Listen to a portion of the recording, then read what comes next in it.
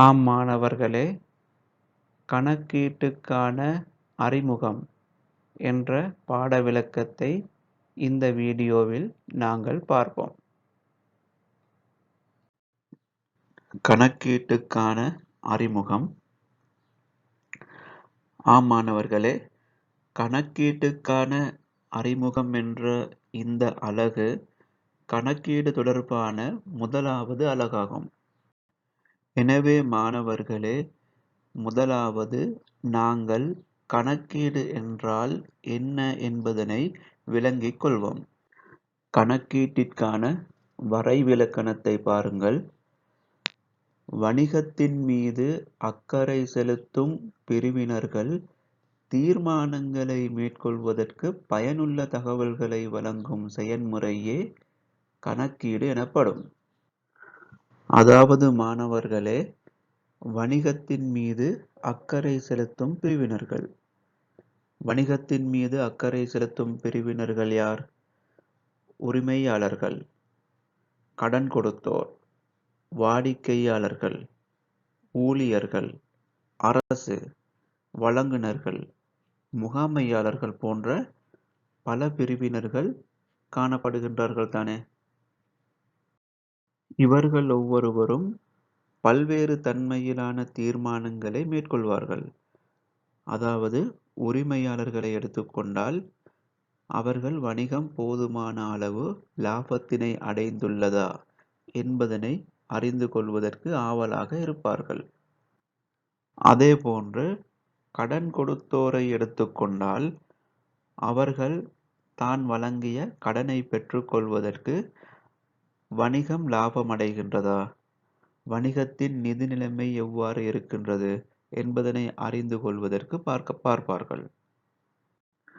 அடுத்து மாணவர்களே, ஊழியர்களை எடுத்துக்கொண்டால் அவர்களது சம்பளத்தை அதிகரித்துக் கொள்வதற்கும் பல்வேறு மேலதிக கொடுப்பனவுகள் அதாவது அலவன்சஸ் பெற்றுக்கொள்வதற்கும் பார்ப்பார்கள். இதற்கும் வணிகம் தொடர்ச்சியாக இலாபம் அடைகின்றதா என பார்ப்பார்கள்.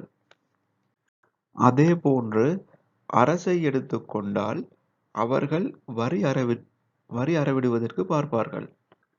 இவ்வாறு மாணவர்களே, பல்வேறு பிரிவினர்கள் பல்வேறு தன்மையிலான தீர்மானங்களை மேற்கொள்வதற்கு பல்வேறு வகையிலான தகவல்கள் அவர்களுக்கு தேவைப்படுகின்றன. எனவே மாணவர்களே, இத்தகைய பிரிவினர்களுக்கு தீர்மானங்களை மேற்கொள்வதற்கு பயனுள்ள தகவல்களை வழங்கும் செயன்முறையே கணக்கீடு எனப்படும். இப்பொழுது மாணவர்களே, நீங்கள் கணக்கீடு என்றால் என்ன என்பதனை நன்கு விளங்கி இருப்பீர்கள். அதாவது கணக்கீடு எனப்படுவது வணிகத்தின் மீது அக்கறை செலுத்தும் பிரிவினர்கள் தீர்மானங்களை மேற்கொள்வதற்கு பயனுள்ள தகவல்களை வழங்கும் செயன்முறையே கணக்கீடு எனப்படும். எனவே மாணவர்களே, அநேக வணிக தீர்மானங்களுக்கு நிதி சார்ந்த தகவல்கள் மிக முக்கியமானவை ஆகும். எனவே நிதி சார்ந்த தகவல்களை வழங்குவதற்காக பயன்படுத்தப்படும் கணக்கீடு நிதி கணக்கீடு எனப்படும். அடுத்த ஹெடிங்கை பாருங்கள் மாணவர்களே. கணக்கீட்டின் நோக்கங்களும் அதன் தேவைப்பாடும். கணக்கீடு செய்வதற்கான நோக்கம் என்ன? அதாவது எதற்காக நாங்கள் இந்த அக்கவுண்டிங் கணக்கீட்டினை செய்கின்றோம்? கணக்கீட்டின் பிரதான நோக்கமாக கருதப்படுவது மாணவர்களே, வணிகத்தின் மீது அக்கறை செலுத்தும் பிரிவினர்களுக்கு தேவையான பல்வேறு தகவல்களை வழங்குவது.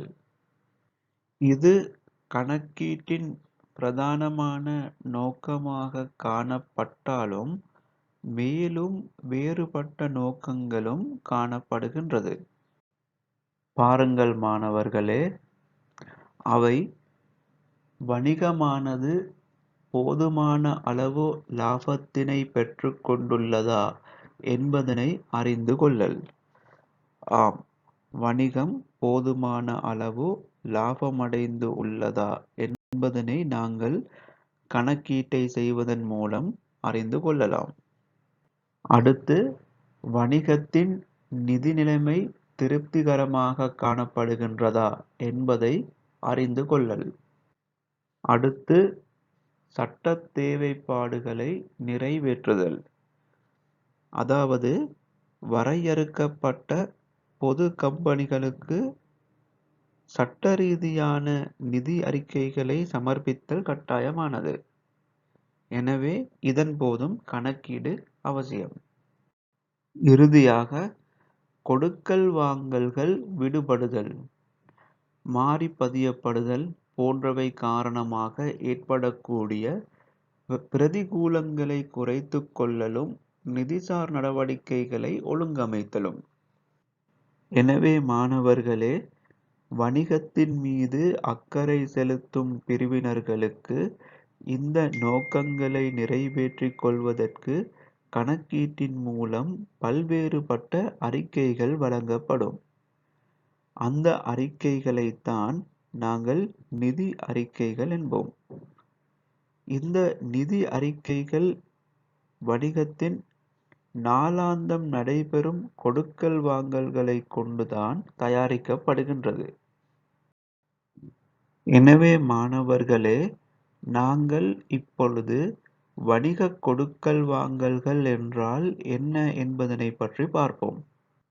வணிகம் ஒன்றுக்கும் வேறு பிரிவினர்களுக்கும் இடையே நடைபெறும் வளங்களின் கைமாற்றம் வணிக கொடுக்கல் வாங்கல் எனப்படும்.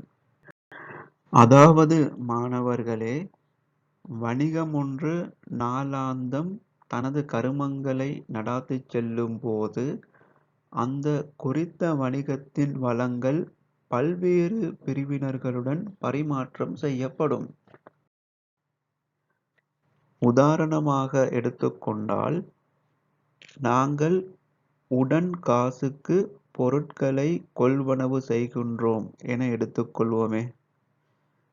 இப்பொழுது நாங்கள் காசுக்கு கொள்வனவு செய்யும் போது யாரிடமிருந்து கொள்வனவு செய்கின்றோம்? பொருள் வழங்குனரிடமிருந்து தானே. எனவே பொருள் வழங்குனரும் எங்களுடைய வணிகமும் ஆகிய இரண்டு பிரிவினர்களுக்கும் இடையே நாங்கள் பணத்தை கொடுத்து பொருளை எடுத்துக் கொள்கின்றோம் தானே. எனவே பணம், பொருள் என்பன கைமாற்றப்படுகின்றது. எனவே இங்கு வணிகத்திற்கும் வழங்குனருக்கும் இடையே பணம், பொருள் என்பன கைமாற்றப்பட்டது. இதனைத்தான் நாங்கள் வணிக கொடுக்கல் வாங்கல் என்போம். எனவே இப்பொழுது நீங்கள் வணிக கொடுக்கல் வாங்கல்கள் என்றால் என்ன என்பதனை நன்கு விளங்கி இருப்பீர்கள். அதாவது வரைவிலக்கணத்தை பாருங்கள் மாணவர்களே. வணிகம் ஒன்றுக்கும் வேறு பிரிவினர்களுக்கும், நாங்கள் பார்த்த உதாரணத்தின்படி வணிகத்திற்கும் பொருள் வழங்குனர்களுக்கும் இடையே நடைபெறும் வளங்களின் கைமாற்றம். உதாரணத்தின்படி என்ன வளங்கள் கைமாற்றப்பட்டது? பணம், பொருள். இவற்றின் கைமாற்றம் வணிக கொடுக்கல் வாங்கல் எனப்படும். ஆம், அடுத்து மாணவர்களே, வணிகத்தில் பல கொடுக்கல் வாங்கல்கள் இடம்பெற்றாலும் பணத்தினால் அளவிடக்கூடிய கொடுக்கல் வாங்கல்கள் மாத்திரமே கணக்கீட்டில் கருத்தில் கொள்ளப்படும். இதற்கான உதாரணத்தினை பாருங்கள் மாணவர்களே. ரூபா 1,00,000க்கு பொருள் விற்பனை செய்யப்படுதல்.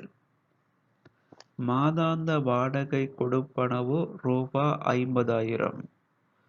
வங்கிக் கடனாக ரூபா 3,00,000 பெற்றுக் கொள்ளப்படல். ரூபா 5,000 மின்சார கொடுப்பனவு. இவ்வாறான பணத்தினால் அளவிடக்கூடிய நாளாந்தம் நடைபெறக்கூடிய அனைத்து கொடுக்கல் வாங்கல்களும் கணக்கீட்டில் கருத்தில் கொள்ளப்படும். இவ்வாறான வளங்களினால் பரிமாற்றப்படும் கொடுக்கல் வாங்கல்கள் தவிர்ந்த சில வகை நிகழ்வுகளும் கணக்கீட்டின் போது கவனத்திற்கொள்ளப்படும். இவற்றுக்கான உதாரணங்களை நாங்கள் பார்ப்போம் மாணவர்களே. முதலாவது பாருங்கள், ரூபா 10,000 பெறுமதியான பொருள் தொகுதியொன்று அழிவுறுதல். இங்கு பாருங்கள் மாணவர்களே, இரு பிரிவினர்களிடையே வளங்களுடைய பரிமாற்றம் நடைபெறவில்லை. இங்கு என்ன நடைபெற்றிருக்கின்றது? ரூபா 10,000 பெறுமதியான பொருட்கள் அழிவுற்றுதான் இருக்கின்றது. அதாவது ஒரு வெள்ளப்பெருக்கின் காரணமாக அல்லது ஒரு தீப்பற்றின் காரணமாக ஒரு பொருள் தொகுதியொன்று அழிவுறலாம் தானே. எனவே இவ்வாறான நிகழ்வுகளின் மூலம் ஏற்படக்கூடிய பொருட்களின் அழிவையும் நாங்கள் கணக்கீட்டில் கருத்தில் கொள்வோம். அடுத்த நிகழ்வினை பாருங்கள். ரூபா 3,000 கடன் வருமதியொன்று அறவிட முடியா கடனாதல்.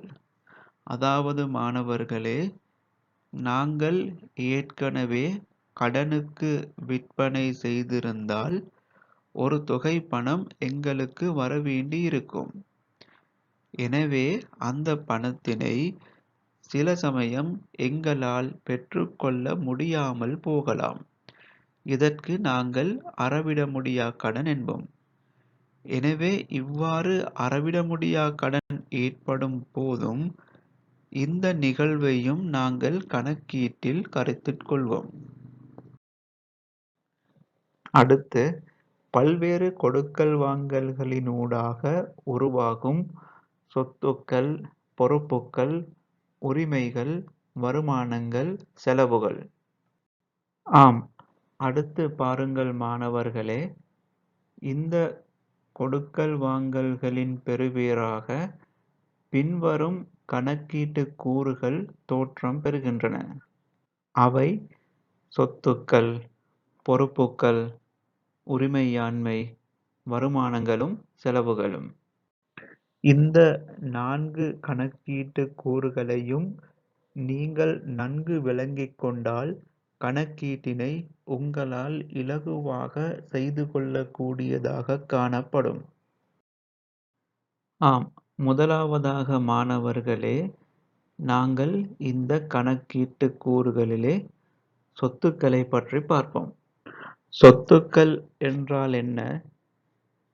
வணிகமொன்றில் கடந்த காலங்களில் இடம்பெற்ற கொடுக்கல் வாங்கல்கள் நிகழ்வுகளின் விளைவாக உருவாகிய வளங்கள் சொத்துக்கள் எனப்படும்.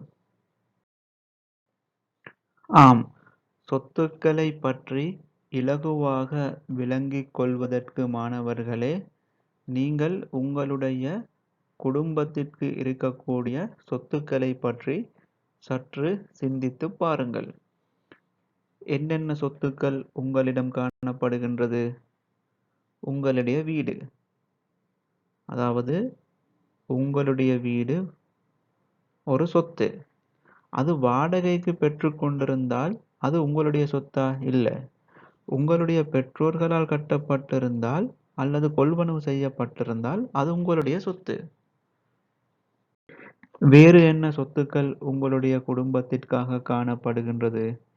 உங்களுடைய தந்தையிடம் ஒரு மோட்டார் வாகனம் காணப்படுமாயின் அதுவும் உங்களுடைய சொத்து தானே. வேறு வீட்டில் என்ன காணப்படும்? தளபாடங்கள் காணப்படும். சமையலறையில் பல இயந்திரங்கள் காணப்படும். பெற்றோர்களிடம் காசு காணப்படும். வங்கியில் கணக்கு இருப்பின் அதிலும் காசு வைப்பு செய்து இருப்பார்கள். எனவே இவை அனைத்தும் உங்களுடைய குடும்பத்தில் காணப்படும் சொத்துக்கள் தானே. இதே போன்றுதான் மாணவர்களே, ஒரு வணிகத்தை எடுத்துக்கொண்டால் அதற்கும் பல்வேறு சொத்துக்கள் காணப்படும். இப்பொழுது நாங்கள் ஒரு வணிகத்திற்கு இருக்கக்கூடிய சொத்துக்களை சற்று சிந்தித்து பார்ப்போம். அந்த வணிகம் அமைந்துள்ள கட்டிடம், அது உரிமையாளரினால் வணிகத்திற்கு இடப்பட்டிருப்பின் அது வணிகத்தின் சொத்தாகும். அந்த கட்டிடம் வாடகைக்கு பெற்றிருப்பின் அது சொத்தா? இல்ல, அது சொத்து இல்ல. வணிகத்திற்காக ஒரு மோட்டார் வாகனம் இருப்பின் அதுவும் சொத்தாகும். வேறு இயந்திரம், காசு, வங்கிக் கணக்கில் இருக்கக்கூடிய காசு, அதாவது வங்கிக் கணக்கில் காணப்படக்கூடிய காசு, நிறுவனத்தில் விற்பனைக்காக வைத்திருக்கக்கூடிய சரக்கிருப்பு.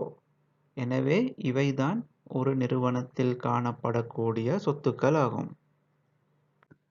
அடுத்து மாணவர்களே, இச்சொத்துக்களை சொத்தொன்றாக கணக்கீட்டில் கருதி கணக்கறிக்கைகளில் வெளிப்படுத்தப்பட வேண்டுமாயின் அந்த சொத்தின் கிரயம் நம்பகமான முறையில் அளவிடக்கூடியதாக இருக்க வேண்டும்.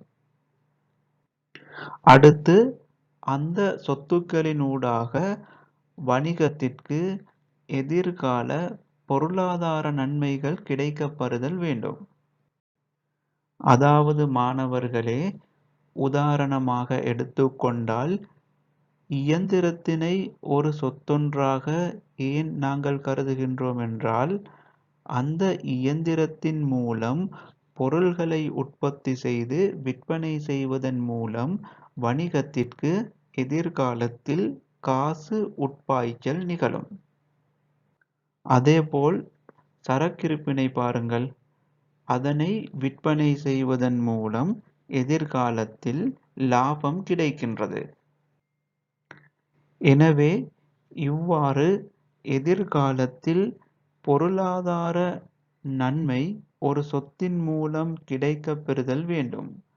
அவற்றை மாத்திரமே நாங்கள் சொத்தொன்றாக கருதுகின்றோம். அவ்வாறு அல்லாது ஏதேனும் விடயம் ஒன்று எதிர்காலத்தில் பொருளாதார நலனை உருவாக்கவில்லை என்றால் அதனை சொத்தொன்றாக கருத முடியாது. அதேபோன்று யாதேனும் விடயம் ஒன்று வணிகத்தின் சொத்தொன்றாக கருதப்பட வேண்டுமாயின் அது வணிகத்தினால் கட்டுப்படுத்தக்கூடியவையாக இருக்க வேண்டும். அதாவது மாணவர்களே, வணிகத்தினால் கட்டுப்படுத்தக்கூடியவையாக இருத்தல் எனப்படுவது குறித்த சொத்தினை வணிகத்தின் தேவைக்கு ஏற்றவாறு பயன்படுத்துவதற்கும் அந்த சொத்து தொடர்பாக தீர்மானங்களை மேற்கொள்வதற்கும் வணிகத்திற்கு இயலுமை இருக்க வேண்டும்.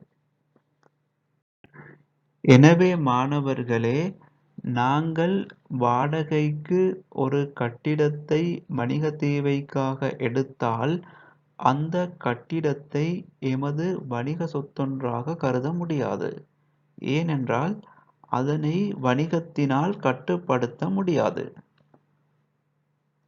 எனவே மாணவர்களே, இதற்கமைய சொத்தொன்றின் பண்புகளை பார்த்தால், கடந்த கால கொடுக்கல் வாங்கல் அல்லது நிகழ்வு ஒன்றின் பெறுபேறாக உருவாகுதல், வணிகத்தினால் கட்டுப்படுத்தக்கூடியதாக இருத்தல், எதிர்காலத்தில் வணிகத்திற்கு பொருளாதார நலன்கள் உட்பாய்ச்சப்படுதல், இவை மூன்றும் தான் சொத்தொன்றின் பண்புகளாக கருதக்கூடியது. இதற்கமைய மாணவர்களே, சொத்தொன்றினை பின்வருமாறும் வரைவிலக்கணப்படுத்தலாம். இங்கே பார்த்தீர்கள் என்றால் இந்த ரெட் கலரினால் தரப்பட்டிருக்கின்றது. கடந்த கால கொடுக்கல் வாங்கல் அல்லது நிகழ்வு ஒன்றின் விளைவாக எதிர்காலத்தில் வணிகத்திற்கு பொருளாதார நலன்களின் உட்பாய்ச்சலை ஏற்படுத்துவதும் வணிகத்தினால் கட்டுப்படுத்தக்கூடியதுமான வளங்களே சொத்துக்கள் எனப்படும்.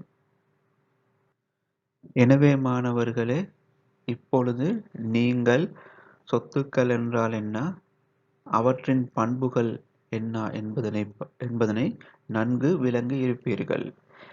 எனவே இப்பொழுது இதற்கான உதாரணத்தினை உங்களாலேயே கூற முடியுமாக இருக்கும்.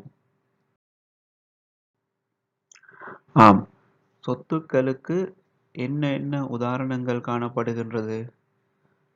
உதாரணங்கள்: காணி கட்டடங்கள், இயந்திரங்கள், தளபாடங்கள், உபகரணங்கள்.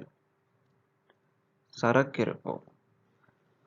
சரக்கிருப்பு எனப்படுவது மாணவர்களே, வணிகத்துல விற்பனைக்காக வைத்திருக்கக்கூடிய பொருட்கள்.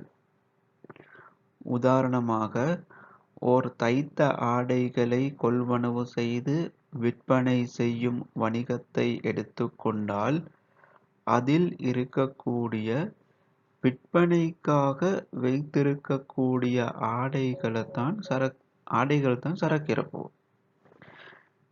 எனவே சரக்கிருப்பும் ஒரு சொத்து தானே வணிகத்திற்கு. அடுத்து பாருங்கள், கடன்பட்டோர்.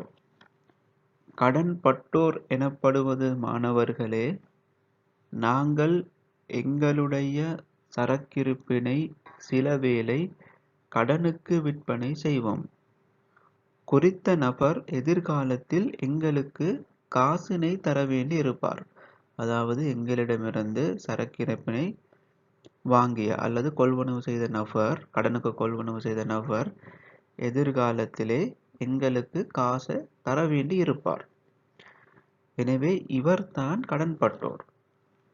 எனவே இந்த கடன்பட்டோர் எங்களுடைய சரக்கிருப்பினை வைத்துக் கொண்டு இருக்கிறார், இன்னும் எங்களுக்கு காசு தரவில்லை. எனவே இவர் காசு தரும் வரைக்கும் இவரை நாங்கள் கடன்பட்டோராக எங்களுடைய சொத்தொன்றாக கணக்கீட்டில் காட்டுவோம். எனவே மாணவர்களே, இந்த கடன்பட்டோரும் நிறுவனத்தினது சொத்தாகும். ஏன்? அவர்கள் எங்களுக்கு காசு தர வேண்டி இருக்கின்றார்கள். அதாவது நிறுவனத்தினது காசு அவர்களிடம் இருக்கின்றது.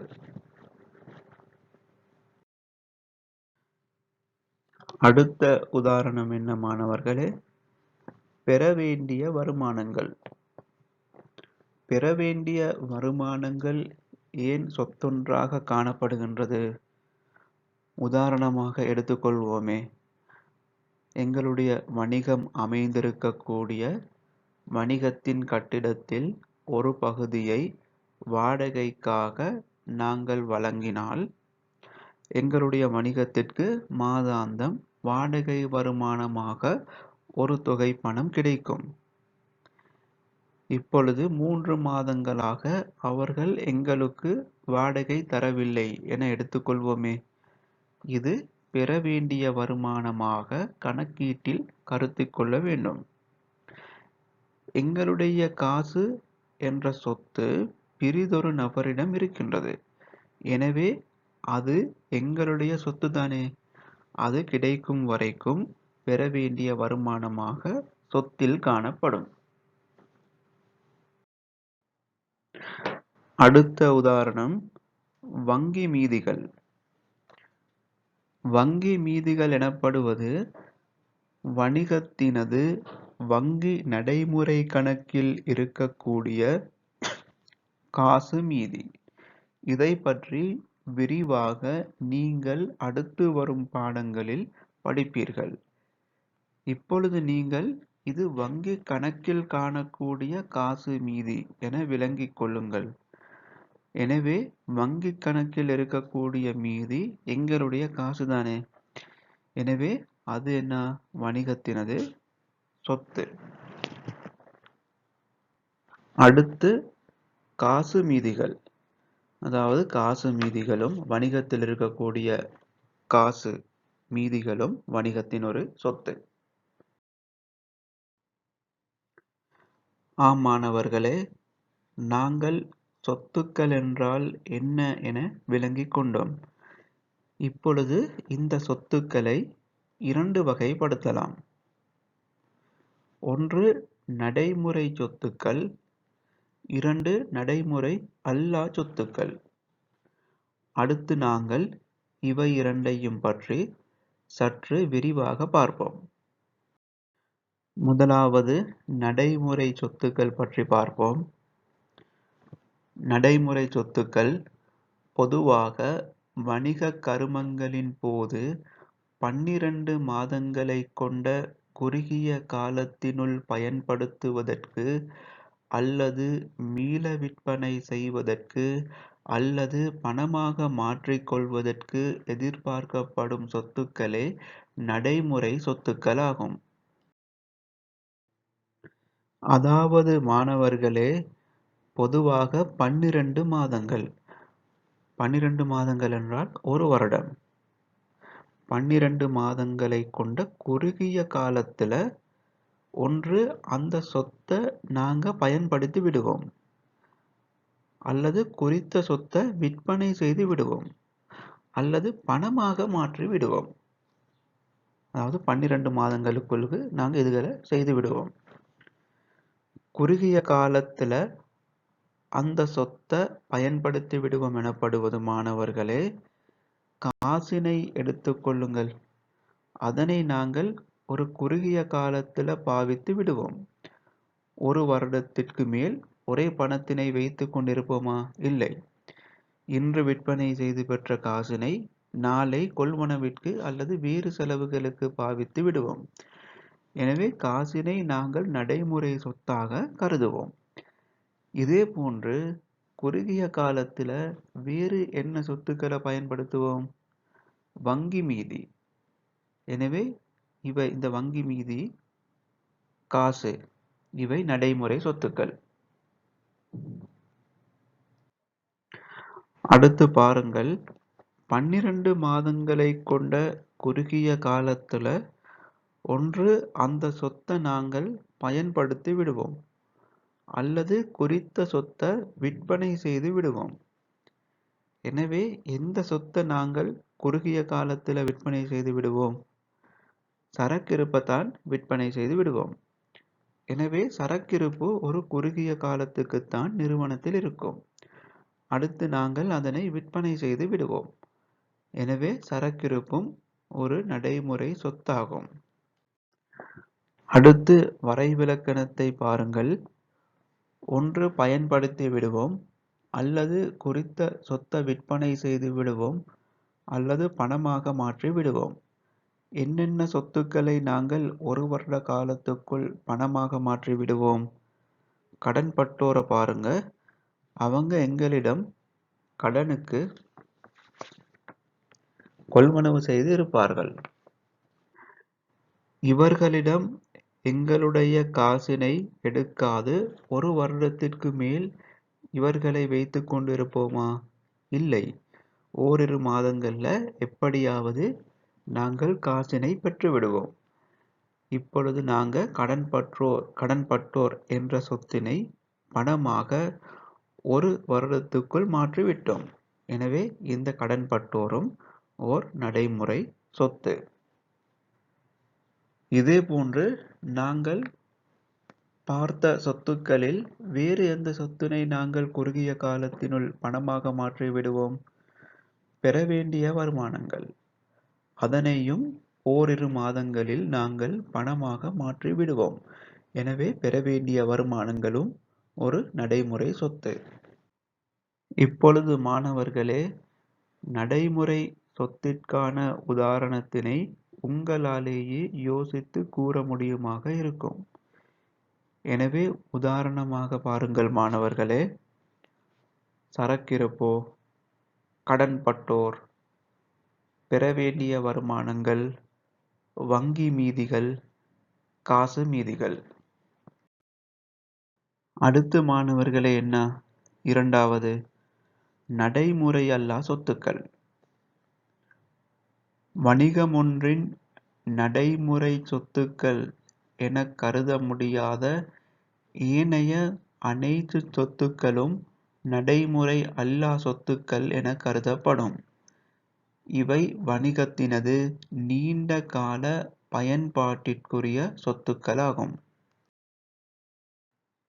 அதாவது மாணவர்களே, இந்த நடைமுறை அல்லா சொத்துக்கள் நீண்ட காலமாக, அதாவது 1 வருடத்திற்கு மேலாக பயன்பாட்டிற்குரிய சொத்துக்கள். உதாரணமாக பாருங்கள் மாணவர்களே. நாங்கள் சொத்துக்களாக பார்த்த உதாரணங்களில் எந்த சொத்துக்கள் நீண்ட காலமாக வணிகத்தில் பயன்பாட்டில் இருக்கும்? காணி கட்டடம் இருக்கும், இயந்திரங்கள் இருக்கும், தளபாடங்களை நீண்ட காலமாக பயன்படுத்தலாம். உபகரணங்களையும் பயன்படுத்தலாம். மோட்டார் வாகனங்களும் நீண்ட காலம் வணிகத்தில் பயன்பாட்டில் இருக்கும். எனவே இவைதான் நடைமுறை அல்லா சொத்துக்கள். எனவே மாணவர்களே, இப்பொழுது உங்களுக்கு சொத்துக்கள் என்றால் என்ன, சொத்துக்கள் 2 வகைப்படும். ஒன்று நடைமுறை சொத்துக்கள், 2 நடைமுறை அல்லா சொத்துக்கள். இவற்றை வேறுபடுத்தி அவற்றுக்கான உதாரணங்களையும் உங்களால் இப்பொழுது கூற முடியுமாக இருக்கும். அடுத்து மாணவர்களே, அடுத்த கணக்கீட்டின் கூறான பொறுப்புகளுக்கு நாங்கள் செல்வோம். பொறுப்புகளுக்கான வரைவிலக்கணத்தை பாருங்கள். கடந்த கால கொடுக்கல் வாங்கல் அல்லது நிகழ்வொன்றின் பெறுபேறாக வணிகத்தினால் செலுத்தப்பட வேண்டிய தொகைகள் பொறுப்புகள் எனப்படும். அதாவது மாணவர்களே, கடந்த கால கொடுக்கல் வாங்கல் அல்லது நிகழ்வொன்றின் பெறுபேறாக இன்று வணிகத்தினால் செலுத்தப்பட வேண்டிய தொகை. அதாவது உதாரணமாக எடுத்துக்கொண்டால், வணிகம் வங்கியிலிருந்து கடன் பெறுகின்றது என எடுத்துக்கொள்வோமே. இப்பொழுது எங்களுக்கு அந்த தொகையினை செலுத்த வேண்டி இருக்கின்றது. இதனைத்தான் நாங்கள் பொறுப்பு என்கின்றோம். உதாரணமாக, நீங்கள் உங்களுடைய வாழ்க்கையோடு பார்த்தால், நீங்கள் உங்களுடைய நண்பனிடமிருந்து 100 ரூபாய் கடனாக எடுக்கின்றீர். இப்பொழுது இந்த 100 ரூபாய் உங்களுடைய பொறுப்பு. ஏன், கடந்த காலத்தில் ஏற்பட்ட ஒரு நிகழ்வொன்றால் இன்று உங்களுக்கு 100 ரூபாய் செலுத்த வேண்டிய கடப்பாடு உருவாகி இருக்கின்றது. இதே போன்று வணிகத்திற்கும் பல்வேறு பொறுப்புகள் உருவாகலாம். அடுத்து நாங்கள் பொறுப்புகளின் பண்புகளை பார்ப்போம். முதலாவது பாருங்கள் மாணவர்களே, கடந்த கால கொடுக்கல் வாங்கலொன்றின் விளைவாக ஏற்படுதல். அதாவது மாணவர்களே, உதாரணமாக வங்கியில கடன் கடந்த காலங்களில் எடுத்ததால் தான் இன்று எங்களுக்கு இந்த பொறுப்பு உருவாகி இருக்கிறது. அடுத்து பாருங்கள் மாணவர்களே, தீர்ப்பனவின் போது வணிகத்தின் வளங்களிலிருந்து ஒரு பகுதி வெளிச்செல்லல். அதாவது உதாரணமாக வங்கிக் கடனை தீர்க்கும் போது நாங்கள் என்ன செய்வோம்? காசு கொடுப்போம். இப்பொழுது எங்களுடைய நிறுவனத்தில் இருந்த காசு எனப்படும் வளத்தில் ஒரு பகுதி வெளி செல்கின்றது. எனவே இதுவும் பொறுப்பொன்றின் பண்பாகும். அடுத்த பண்பை பாருங்கள், நிகழ்கால கடப்பாடு கொண்டதாக இருத்தல். அதாவது குறித்த பொறுப்பை தீர்க்க வேண்டுமென்ற கடப்பாடு வணிகத்திற்கு காணப்படுகின்றது. இப்பொழுது மாணவர்களே, நாங்கள் பொறுப்பிற்கான உதாரணங்களை பார்ப்போம். முதலாவது வங்கிக் கடன். வங்கிக் கடன் என்பது மாணவர்களே, வங்கியிலிருந்து பெறப்படும் கடனை தான் குறிக்கும். குறிப்பாக இதனை நாங்கள் 4 அல்லது 5 வருடங்களில் மீள செலுத்துவோம். அடுத்து கடன் கொடுத்தோர்.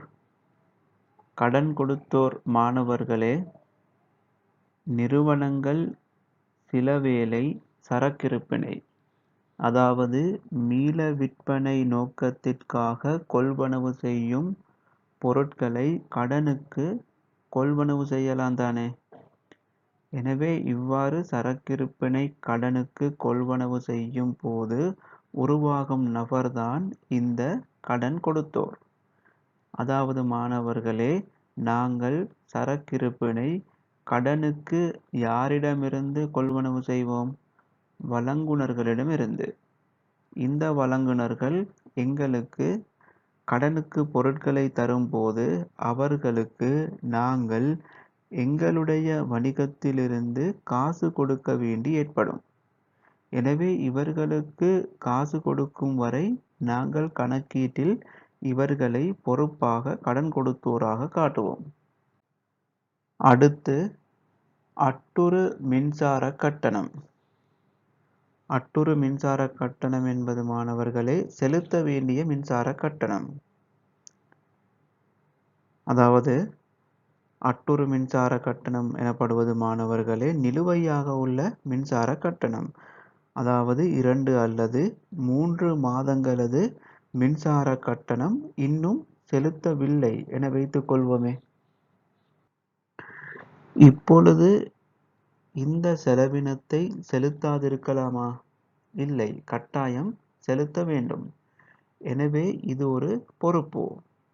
எனவே இதனை நாங்கள் செலுத்தும் வரைக்கும் அட்டுறு மின்சாரமாக நாங்கள் பொறுப்பொன்றாக கணக்கீட்டில் காட்டுவோம். இதே போன்று மாணவர்களே செலுத்தப்படாத அனைத்து செலவினங்களையும் அட்டுறுவாக கணக்கீட்டில் காட்டப்படும். அதாவது அட்டுறு தொலைபேசி கட்டணம், அட்டுறு காப்புறுதி போன்றவை. ஆம், அடுத்து மாணவர்களே இந்த பொறுப்புகளை இருவகைப்படுத்தலாம். முதலாவது நடைமுறை பொறுப்புகள், இரண்டாவது நடைமுறை அல்லா பொறுப்புகள். முதலாவதாக நாங்கள் நடைமுறை பொறுப்புகளை பார்ப்போம். நடைமுறை பொறுப்புகள் பொதுவாக 12 மாதங்களை கொண்ட குறுங்காலத்தினுள் தீர்க்கப்பட வேண்டிய பொறுப்புகளே நடைமுறை பொறுப்புகள் எனப்படும். இவை குறுங்கால பொறுப்புகள் எனவும் குறிப்பிடப்படும். அதாவது மாணவர்களே நாங்கள் பொறுப்புகளை பற்றி பார்த்தோம். இந்த பொறுப்புகளில் எந்த பொறுப்புகளை நாங்கள் 12 மாதத்தினுள் தீர்க்க வேண்டுமோ அந்த பொறுப்புகள் நடைமுறை பொறுப்புகளாக கணக்கீட்டில் எடுத்துக்கொள்வோம். இதற்கு நாங்கள் குறுங்கால பொறுப்புகள் எனவும் கூறுவோம். எனவே நாங்கள் பார்த்த பொறுப்புக்கான உதாரணங்களில் எந்த உதாரணங்கள் நடைமுறை பொறுப்புகளாகும்? முதலாவது கடன் கொடுத்தோர். கடன் கொடுத்தோருக்கு மாணவர்களே ஒரு 2 அல்லது 3 மாதத்தினுள் நாங்கள் காசினை செலுத்தி விடுவோம். 1 வருடத்திற்கு மேலாக அவர்கள் எங்களிடம் பெறாமல் இருக்க மாட்டார்கள். ஒரு குறுகிய காலத்தினுள் திருப்பி செலுத்த வேண்டும் தானே. எனவே இது நடைமுறை பொறுப்பு. இரண்டாவது அட்டுறு மின்சாரம். மின்சார கட்டணத்தினையும் நாங்கள் 1 அல்லது 2 மாதத்தினுள் செலுத்திவிட வேண்டும். இல்லாவிட்டால் மின்சாரத்தை துண்டித்து விடுவார்கள் தானே. எனவே இதுவும் நடைமுறை பொறுப்பு. இதே போன்று மாணவர்களே அனைத்து அட்டுறு செலவினங்களும், அதாவது அட்டுறு தொலைபேசி கட்டணம், அட்டுறு காப்புறுதி இவையும் நடைமுறை பொறுப்பாகும். அடுத்து நடைமுறை அல்லா பொறுப்புகள். நடைமுறை பொறுப்புகள் என கருத முடியாத ஏனைய பொறுப்புகள் அனைத்தும் நடைமுறை அல்லா பொறுப்புகள் எனப்படும். இவை நீண்டகால பொறுப்புகள் எனவும் குறிப்பிடப்படும். அதாவது மாணவர்களே 1 வருட காலத்திற்கு மேலாக நிறுவனத்தில் காணப்படக்கூடிய பொறுப்புகள். இதற்கு மாணவர்களே நீண்டகால பொறுப்புகள் எனவும் கூறுவோம். உதாரணமாக நீங்கள் பார்த்தீர்கள் என்றால் வங்கிக் கடன். வங்கிக் கடன் பொதுவாக நீண்ட காலம் இருக்கக்கூடிய ஒரு பொறுப்பாகும். பொதுவாக 4 அல்லது 5 வருடங்களில் முழுமையாக தீர்ப்பனவு செய்யப்படும். எனவே இது நடைமுறை அல்லா பொறுப்பாகும். இவ்வாறான நீண்டகால பொறுப்புகள் நடைமுறை அல்லா பொறுப்புக்கு வரும். இப்பொழுது மாணவர்களே நீங்கள் கணக்கீட்டின் கூறான சொத்துக்களையும் பொறுப்புகளையும் பற்றி நன்கு விளங்கி இருப்பீர்கள். இப்பொழுது நாங்கள் கணக்கீட்டின் அடுத்த கூறான உரிமையை பற்றி பார்ப்போம். உரிமை வணிகத்தின் உரிமையாளர் சார்பாக காணப்படும் சொத்துக்களின் அளவு உரிமை எனப்படும். அதாவது மாணவர்களே, ஒரு வணிகத்தில் இருக்கக்கூடிய சொத்துக்களின் ஒரு பகுதி அந்த வணிகத்தில் ஏதாவது பொறுப்புகள் இருந்தால் அதனை தீர்ப்பதற்கு பயன்படுத்தப்படும். இவ்வாறு தீர்த்த பின் மீதமிருக்கும் சொத்துக்கள் உரிமையாளருடைய உரிமை எனப்படும். உதாரணமாக மாணவர்களே, ஒரு வணிகத்தில் 4 லட்சம் பெறுமதியான சொத்துக்கள் காணப்படுகின்றது என எடுத்துக்கொள்வோமே. அதே சமயம் 1 லட்சம் பெறுமதியான வங்கிக் கடன் ஒன்றும் காணப்படுகின்றது என எடுத்துக்கொள்வோம். இப்பொழுது 4 லட்சம் சொத்துக்களில் 1 லட்சம் வங்கிக் கடன் மீள செலுத்த வேண்டி இருப்பதனால் வணிகத்தின் உரிமையாக மீதி 3 லட்சம் காணப்படும். அடுத்து, தனியால் உரிமை வணிகம் ஒன்றில் மூலதனமானது உரிமையை பிரதிநிதிப்படுத்தும். அடுத்து, கணக்கீட்டின் கூறான வருமானங்களையும் செலவினங்களையும் பார்ப்போம். முதலாவது மாணவர்களே, நாங்கள் வருமானங்களை பற்றி விளங்கிக் கொள்வோம். வருமானங்கள் உரிமையாளர்களினால் ஈடுபடுத்தப்படும் மூலதனத்தின் காரணமாக உரிமையில் நிகழும் அதிகரிப்பு தவிர்ந்த உரிமையில் இடம்பெறும் ஏனைய அதிகரிப்புகள் வருமானங்கள் என கருதப்படும். அதாவது மாணவர்களே, வணிகம் ஒன்றில் காணக்கூடிய அனைத்து வருமானங்களும் உரிமையாளருக்கு உரித்துடையவையாகும். எனவே மாணவர்களே, நிறுவனத்திற்கு கிடைக்கக்கூடிய அனைத்து வருமானங்களும் உரிமையுடன் சேர்க்கப்படும். எனவே இப்பொழுது என்ன நடக்கும்? வருமானங்கள் வணிகத்திற்கு கிடைக்கும் போது உரிமை அதிகரிக்கும். ஆனால் மாணவர்களே, உரிமை வருமானத்தினால் மட்டும் அதிகரிக்க மாட்டாது. உரிமையாளர் தனது சொந்த சொத்திலிருந்து ஏதாவது வணிகத்திற்கு இட்டால், அதாவது உரிமையாளர் மூலதனமிட்டாலும் உரிமை அதிகரிக்கும் தானே. எனவே மாணவர்களே, உரிமையாளரால் இடப்படும் மூலதனத்தை தவிர வேறு ஏதாவது ஒரு காரணத்தினால் உரிமையில் அதிகரிப்பு ஏற்பட்டால் அது வருமானங்கள் எனப்படும். எனவே மாணவர்களே, இப்பொழுது நாங்கள் வருமானத்திற்கான உதாரணங்களை பார்ப்போம். முதலாவது விற்பனைகள். விற்பனையை நாங்கள் வருமானமாக கருதுகின்றோம். ஏன்? விற்பனை செய்யும் போது எங்களுக்கு லாபம் கிடைக்கும். அடுத்து, பெற்ற வாடகை, பெற்ற தரகு, பெற்ற வட்டி, இவை அனைத்தும் நிறுவனத்திற்கு கிடைக்கக்கூடிய வருமானங்கள் ஆகும். அடுத்து மாணவர்களே, செலவினங்கள். பற்றுதல் காரணமாக நிகழும் உரிமையின் குறைவு தவிர்ந்த உரிமையில் இடம்பெறும் ஏனைய குறைவுகள் செலவினங்கள் எனப்படும். அதாவது மாணவர்களே, நாங்கள் பார்த்தோம், வருமானங்கள் அனைத்தும் உரிமையாளருக்கு உரித்துடையவை என்று. இவ்வாறு வருமானங்கள் உரிமையாளருக்கு உரித்துடையவையாக இருப்பதனால் செலவினங்களையும் உரிமையாளர்களே பொறுப்பேற்க வேண்டும். வருமானங்கள் உரிமையை அதிகரிக்கும் அதேவேளை செலவினங்கள் உரிமையை குறைவடைய செய்யும். எனவே செலவினங்கள் ஏற்படும் போது உரிமையிலிருந்து அதனை கழிக்க வேண்டும். ஆனாலும் மாணவர்களே, மேலதிக மூலதனம் இடும்போது நாங்கள் உரிமை அதிகரிக்கும் என பார்த்தோம். அதேவேளை சில சமயம் உரிமையாளர் நிறுவனத்தில் இருக்கக்கூடிய காசு அல்லது சரக்கிருப்பினை தனது சொந்த பாவனைக்காக எடுக்க முடியும். இதனை நாங்கள் பற்றுதல் என்போம்.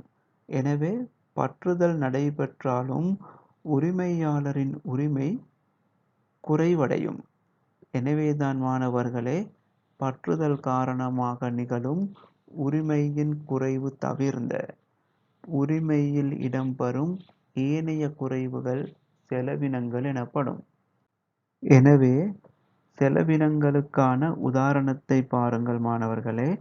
ஒரு வணிகத்தில் என்னென்ன செலவினங்கள் ஏற்படலாம்?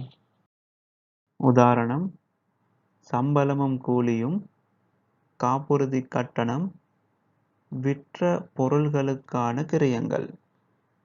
அதாவது விற்ற பொருள்களுக்கான கிரயங்கள் நாங்கள் விற்பனை செய்த பொருள்களோட கிரயம்.